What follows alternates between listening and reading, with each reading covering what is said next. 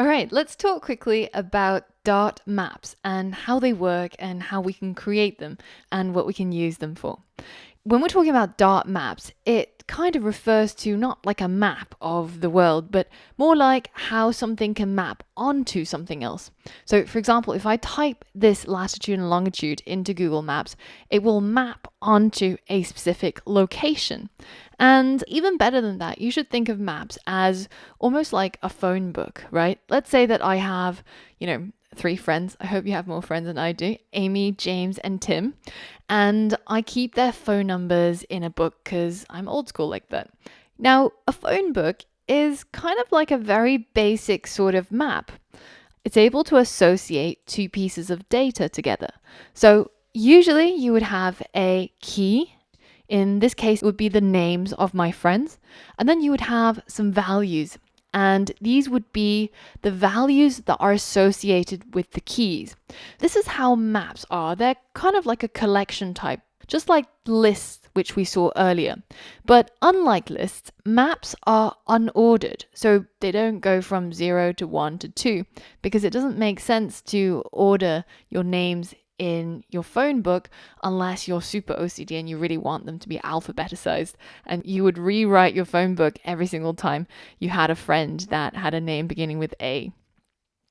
But essentially, all that maps are is we have a key and we have a value, and the key will map onto a value, and we can pull out the value if we know the key. In code, what this would look like is something like this. So they would be contained inside a set of curly braces. We have a key, and then after a colon, we have the value that's associated with that key. And all of these entries are separated by a comma. So this is how we would create it, and this is how we would use it. If we wanted to create a map, we can specify the data type as a map data type, and then we can have a set of angle brackets. And just like when we had lists where we put in the data type of the values that are in the list, in this case, we can specify the data type of the keys and the data type of the values, so that when we create our map or when we try to add values to our map, our compiler can check to make sure that the key fits the initial key type and the value fits the value type. And if we want to use our map, we simply refer to the name of the map, use some square brackets, and provide a key. And this will end up giving us the value that's associated with that key. So let's create a new map from scratch. I'm going to start out by providing the data type, which is going to be a map data type. And I could just leave it at that and get Dart to figure out what are the data types of the entries in the map. But if I wanted to help it along and also help other programmers who I'm working with to be able to see at a glance what is contained inside this particular map, then I could add some angle brackets. And inside, I could provide the data types of my key first, which in my case is going to be a string, the names of my friends. And then the value is going to be an integer, the phone numbers of those people. And so this is how that full data type looks like. I'm creating a collection of type map, and it has a key that will be strings, and it will have associated values, which will be an integer. And then I get to give it a name. So let's call it, phone book, right? And it's going to be set to equal a new map. So I'm going to open out with some curly braces, and inside here is where I will specify my keys and values. Now, in this case, my keys have to be a string. So let's say that we create a key called, Kyle. And then we would add a colon to say that this is the end of the key. And now I'm going to write the value that's going to be associated with Kyle. So let's say that he's at some random phone number. And then I can separate each of the entries in my collection with a comma. So I'm going to paste in the ones from our previous keynote just for time's sake. And now if we cap off the end of our map with a semicolon, we can reformat our map to make it look pretty.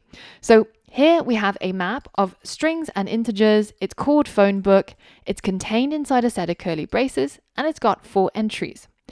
So now what I can do is I can start using my map. So for example, if I wanted to print out the value that is in my phone book for maybe, let's say Amy, right? Then I could write phone book, add a set of square brackets, denoting that I'm trying to pull something out of a collection. And then I would provide the key, which obviously has to match one of the keys in my map. So let's try and get Amy's phone number printed into the console. So let's hit run and we can see that we get 1, 2, 3, 4, 5, 6, 7, 8, 9, which is the value that's associated with the key Amy.